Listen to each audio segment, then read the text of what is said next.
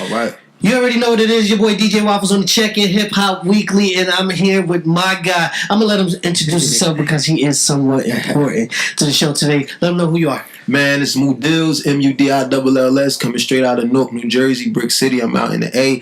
I'm rocking with my man DJ Waffle, man, my man Gambino over there. You know what I'm saying? He's got the new joint out, and we just making it happen. Big shout out DJ Scream too. So listen, man, let's get into the meat and potatoes because this is what I've been waiting for now. Meat and potatoes. Right? Because I'm like. Me as a DJ, I gotta know what's actually going on in these streets and what's being played. Yeah. And for you to come across my desk, I know that is something important about what you got going on. Exactly. So just tell us about this, how you got started. We don't want to jump into the project yet. How I got started was like it was years and years ago in the making. You know what I mean? Like I was a little kid. I didn't really take music serious that much. You know what I'm saying? I was just basically hustling. It was just straight factual. You know, that's my brother right there. He can tell you that. And my other brother was been doing music. Okay. I was a little kid. I didn't understand what was going on. He was out in California with Suge Knight and them and stuff like that and doing music with them. He was out in Cali for a while. They had like a group with Son. And so I always was around music. You know, I would go to sessions and Fatal would be there. You know what I'm saying? When I was in Atlanta, I met Pac when I was little. You know what I'm saying? Twice. You know, some they was in the studio. And so that's what I was around coming up. You know, my older brother would bring me around when he could. And I didn't really understand the schematics of everything, what was going on. But I'd be in the studio. He'd be like, yo, I remember Fatal was like, yo, MC8 recording upstairs. You want to go meet him? I'm like, I don't want to meet no MC8. Like, you know, I was young. You know, I know what's going on. Yeah, I know Jay-Z, you know what I'm saying? The Hot Boys, Weezy and them. So I don't know of no MC8, you know what I mean? And, you know, so just like that is what kind of sparked my vibe for doing music, besides just riding with my mother in the car and my pops in the car listening to music and stuff like that. So, you know what I mean? But really that's kind of what sparked my energy to kind of do music. And really what was crazy is because I did my first mixtape, right? It was called Grind City 1, right? So look, boom. Right? I ain't even was really taking it that serious. I'm like, all right, whatever. Because it was other people that was coming out. Where we had a label, other people was coming out. I'm like, all right, I do my thing, how I do it out here, and everybody do. And then actually, my brother was riding in the car like, yo, man, I'm telling you, move hot. And they like, man, move. Because they like, you know, you so young. I'm 17, 18. They like, man, he ain't focused, man. And they was listening to it. It was kind of like how when you first popped that BG tape in, you know what I mean? And then he took it back. Yeah, and then so and that was it. And they just like, yo, people started taking me serious. The streets received the mixtape crazy. And I ain't stopped since then. I've just been, besides my mind, the setback, going to jail and all that. So how did that, speaking about stuff like that, how did that even affect your music and where you was going? Because I know I wouldn't wish death or jail on my worst enemy. Yeah. So I'm just like, I know that's tough for you to deal with. How did that even affect your career when you just had everything going for you? Well, like I said before, when you don't appreciate things, God take it away from you. You know what I'm saying? God will snatch your blessing from you quick. That's like somebody who could play ball real nice and go to the NBA, but they don't take it serious. You might break a leg or something. You know what I mean? So when you don't take the power that God gave you serious, He take it away from you. So that's what I believe would happen. He took it away from me for me to see, you know, what was really valuable. You know what I'm saying? So it was a setback for me, but it was also a blessing for me. Like I always reiterate this multiple times. Like I always try to find the blessings in all negativity or positive situations anyway. And so like when I went to jail, okay, the negative part was my career was on hold, but the blessing was now when I get back, I had a humility and an understanding now to know what to do and execute stuff strategically when I didn't before. You know what I'm saying? So it was a blessing in it, you know what I mean? Besides the setback really ripped me, you know what I mean? But I was like, it's all good, you know what I'm saying? So I was like, yo, I'm gonna get out and do my thing, you know what I mean? So that's what I've been doing since I got out, but I found the blessing in it, you know what I mean? So take us to the bounce back soon as you got out of being it wasn't as soon as I got out, you know what I'm saying? It took me a while. you had to get right. I was bouncing around trying to understand. I was just telling Gambino a story, right? And so when I was in jail, right, I was about to come home, right? Because I went to a halfway house, got some stuff. They sent me back. I was like, fuck it, I'm about to max out. So anyway. you was just in the mix. Yeah, I'm like, fuck it, I'm about to max out anyway. I'll go back, and they like, I want parole. I don't want no parole. I max out. You know what I'm saying? Right, I get it. So I went back, and I remember the dude. I was telling the CEO like, yo, I'm about to go home. You know, I be rapping, boom, boom. So he Googled me like, damn, you be doing your thing. He said, yo, I don't see. He like, yo, what's your IG? And I'm like, what, like my girl name? or something like that. I ain't know what it was. IG wasn't popping when I went in. And said though, he like, nah, man, what's your gram? Right. And I'm like, I don't do now drugs. You think he trying to turn the circle. No. So I said, that just came out my mouth in the cell. I'm like, yo, the CO like, what's your gram? I'm like, I don't do drugs, man. So he like, nah, man, like your Instagram. And I'm like, and he started explaining it to me what it was. So it was just crazy catching up, getting back out, because when I went, it was Facebook, you know what I mean? My major platform was YouTube. I got like over 7,000 subscribers on YouTube. So my major platform was, YouTube was the only thing where you could go and stunt or Facebook or maybe MySpace. It wasn't no gram, you know what I mean? So, he kind of put me on that, and I got out. And then when I got out, it was kind of rough. Like, even though I got right back to it, I was kind of broke. You know what I mean? Shit wasn't the same way it was before I went in. So, it was like I had to figure things out. So I took my time. I went and got a little job. I was working at like a liquor warehouse. Then I dumped that shit. You know what I mean? So it was like, it was crazy, man. But eventually I got with Coast to Coast DJs. I reached out to Fleet DJs who I built a relationship with. Okay. And actually Coast to Coast, I got with them and they was rocking with me. They had me. I went on a 5-city tour with them. I did London, UK with them. You know what I'm saying? So I was all in the UK rocking with them. So and then it just started going up more and more. Back again, you know what I'm saying? I started rocking out, dropping mad projects, getting with people that I ain't heard from was reaching back out like, Moo, I ain't know what happened. And I'm like, yo, da-da-da-da. So then things just started picking back up and I started back connecting with people and I just started dropping mad tapes, hitting the studio, dropping tapes, doing visuals, just doing whatever I could. You know what I mean? Basically starting from the bottom again. So tell us about the song that you did with Lil Kim. Well, that was crazy because I still ain't understand the importance of that. Then I'm like, it was like 20, 21. So when we did it, I was a little like 22. So when we did it, I'm like, all right, we sent her the joint. She did a verse, but it was really Shakim Kapare was managing her and maybe doing movies and all that. And Shakim was like, "Moo, you want to get do a record, Lil Kim? Whatever." You know what I'm saying? Like, and not really thinking it's gonna happen. That's Kim. Like, she got a Grammy. Like, you know what I'm saying? Right. And so Mark Kadeem, which is my brother's friend, my brother Keith's friend, he was like, "Yo, y'all could do the record, yo, boom, boom." So I was like, all right, I'll take care of it. Let's get it done. And that's what happened. We did the record and Shaw hooked it up, but a lot of things happened because he wasn't managing her no more from what I was told. And we wasn't able to do the vid, but we still had racked up like 50,000 views and over that now on YouTube without no video. So, you know what I mean? That was just a good experience for me, to have that happen. And, it was just a blessing, man. And I actually seen Kim talk to her a few times when we was at the Perfect Holiday movie release party, a movie that Shaw was releasing. And I stopped by and I got a chance to meet Charlie Murphy, Cat Williams. Right. You know what I mean? They was just kicking it, joking and shit. Right. They was drinking, joking at each other and shit. And I'm like, yo, these dudes is crazy. You know what I'm saying? So, and I kicked it with Kim that night. We was just chilling and stuff like that. So let me ask you this. How did you get the name Moo Dills? Moo come from my original name, which is Mahmoud. You know what I'm saying? My mom named me that and my dad. And so, and right away, my original name mean like praiseworthy. You know what I'm saying? Because my mother and father was Muslims. And so everybody in the hood was called me Mahmoud. Was my name. And so I just put the Dills with the Moo, you know what I mean? And I've been long time ago I did that like at 16, you know what I'm saying? so Dills just went with delivering inspiration, living life successfully. So it's basically like this is what Moo is doing. You know what I mean? Delivering inspiration, living life successfully. Whether you got a job, whether you're a trapaholic, no matter what you're doing, I want you to live and be successful while you're doing it. So when people actually pick up this new tape that you actually putting out, what do you want people to actually get from it? Because in the day and age that we in right now, people have short attention spans. Right. So it's like you got to grab them, you got to make them your fans. Right. What is it that you want people to get from it as soon as they crack your tape open? I mean, I just want them to enjoy it. You know what I'm saying? I want them to enjoy the art of music. You know what I'm saying? I just want you to enjoy it, whether it's for a day or a week.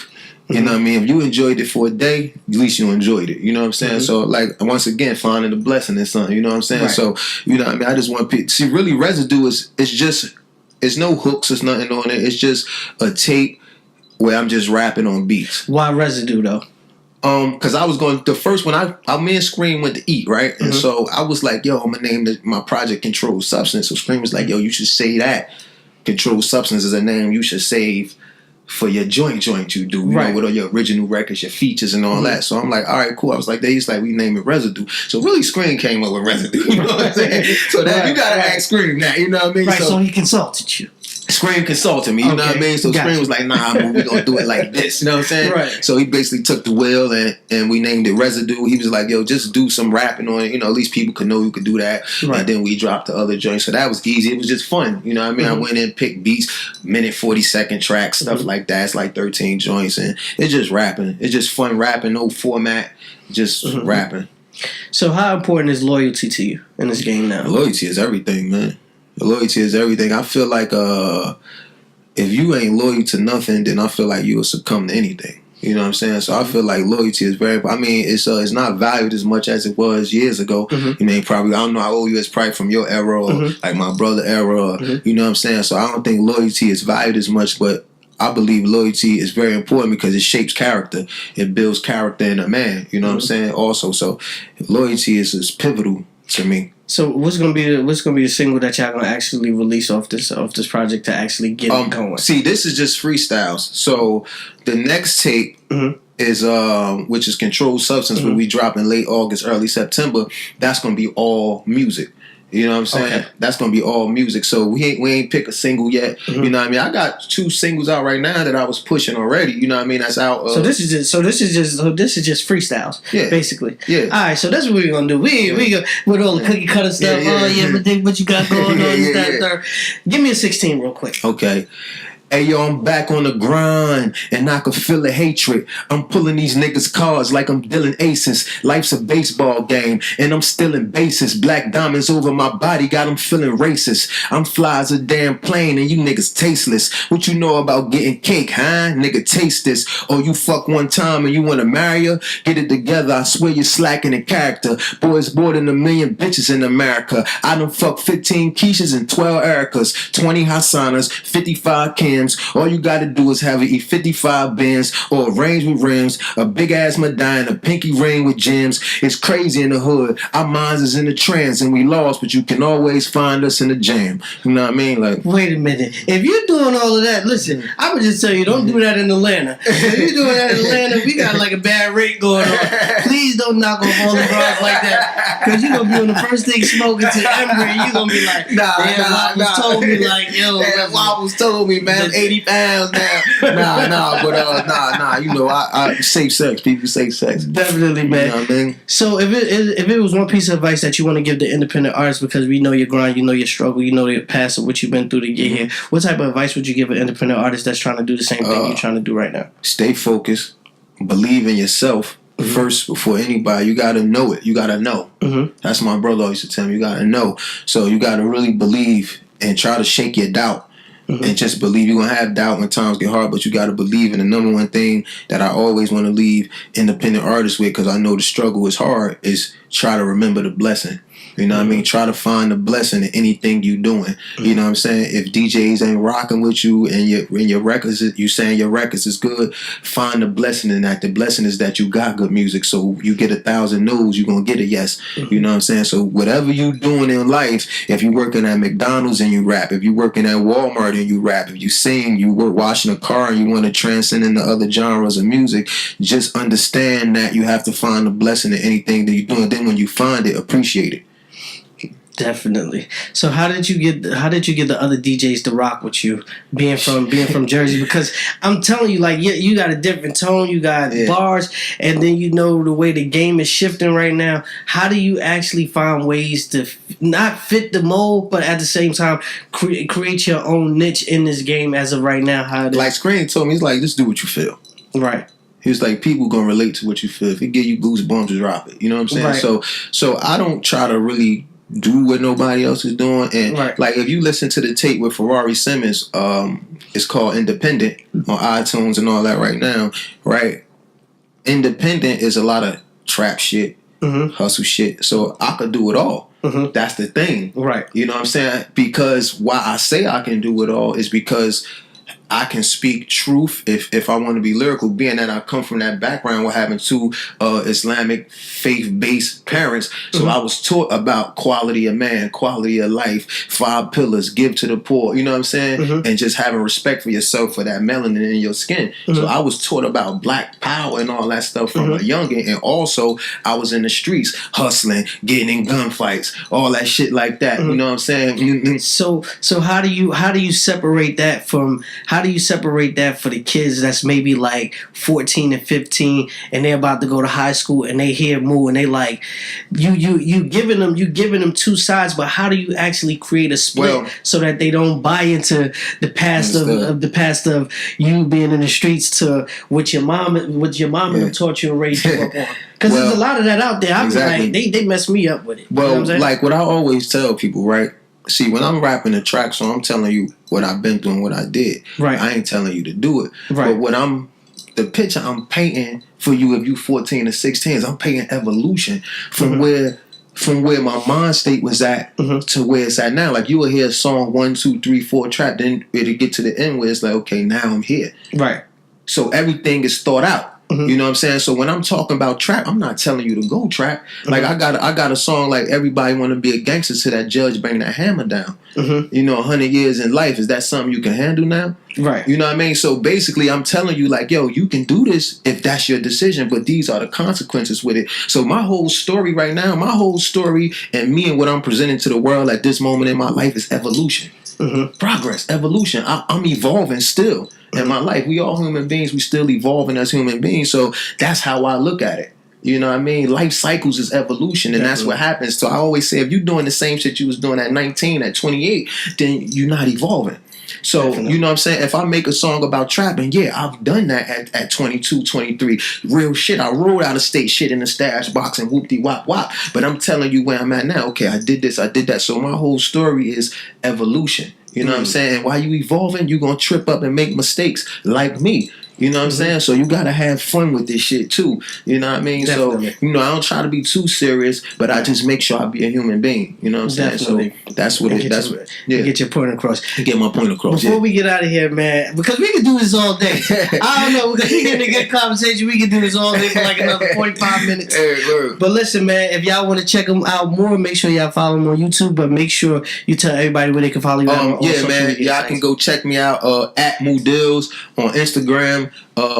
Everything is at Moo Dills. My Twitter is at Moo_Dills because my old one got locked out. I got all the followers on the old one, so when you Google it, people be going to that one. Right. But it's at Moo_Dills, the one with the less followers. And and if you got problems finding me, you could just go on Google and Google MUDILLS. Go get that residue out right now on all mixtape platforms with my man DJ Screen. We got that Controlled Substance dropping late August, early September. So that's going to be a mixtape or that's going to be the album? Controlled Substance is going to be on iTunes, Spotify, all that. So we're going to be getting some money. All right. Yeah. So y'all already know what it is, man. Make sure y'all check this out. Make sure y'all take it and share it. Make sure y'all go to Hip Hop Weekly on YouTube. Y'all check it out. Y'all go into the comments. Y'all talk about it. Y'all follow us. It's your boy DJ Waffles on the Checkout 8. Yeah. Word.